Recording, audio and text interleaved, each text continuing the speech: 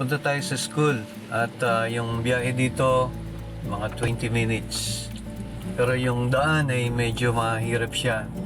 Inilagay ng Panginoon sa puso ko yung bigatin para sa mga tao dito na sila ay samahan at mahalin sila, lalo na yung mga bata.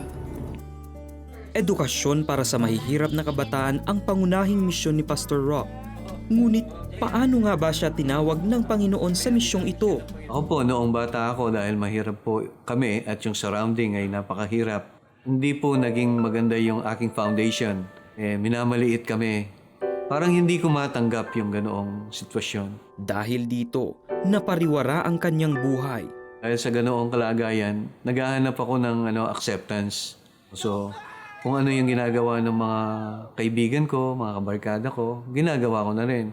Naging sugarol ako na manginginom, dumudurog ng marijuana, ganoon din sa sabong.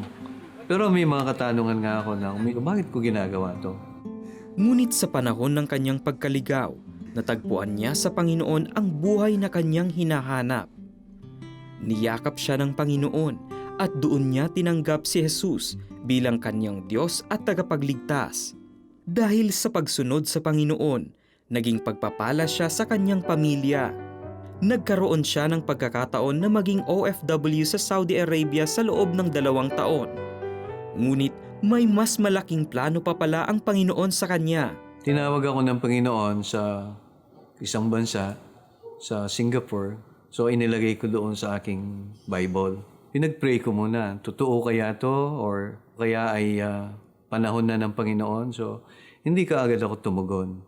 Ngunit makalipas ang 5 taon, ibinalik siya nito sa kanyang pagkakatawag. So hanap ako ng hanap kung saan. Isang araw, bigla ako nabuksan yung Bible ko. Doon sa Isaiah 55, nakasulat doon, Calling of the Lord, Singapore. Sabi ko, praise God. Ito pala yung calling ng Panginoon. Sa loob ng 3 taon, pabalik-balik sa Singapore si Pastor Rob at ang kanyang asawa. Ngunit hindi pa pala dito natatapos ang kanilang misyon nang tinawag muli sila ng Panginoon sa Pilipinas. Nakipagtulungan ang isang grupo ng mga Kristiyanong Singaporean businessman upang magtayo ng isang espesyal na paaralan para sa mahihirap. Lahat ay libre, mula sa uniforme hanggang sa mga gamit. Sinusunod nito ang Accelerated Christian Education na kung saan ay hinahasa di lamang ang intelektual, kundi pati na rin ang emosyonal, pisikal at espiritual na bahagi ng bata. Jesus, sana po hindi na po magmura yung mga bata at sana po magsabi na po ng totoo.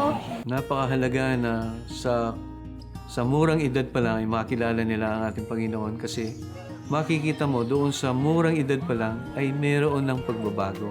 At kapag ka nasanayan na yon, ay malaking bagay. Ang naranasang pagmamahal at grasya ng Panginoon sa buhay ni Pastor Rob ang naging daan upang maiparanas din ito sa mga kabataang maaaring malihis ang landas.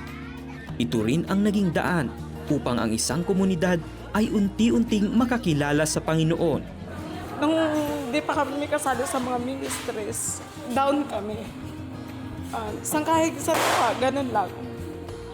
Pero nagsimula, sumali kami sa mga ministries, nag-grow yung pamilya namin. Tapos nag-grow din yung kabuhayan namin. At yung mga bata, nag-grow din sila sa Panginoon. Magpagamit po tayo kung saan na ang nakikita natin na pangangailangan, lalo sa ating mga kapwa ay kailangan po nila ng salita ng Diyos, ang paglingap ng ating kapwa Pilipino.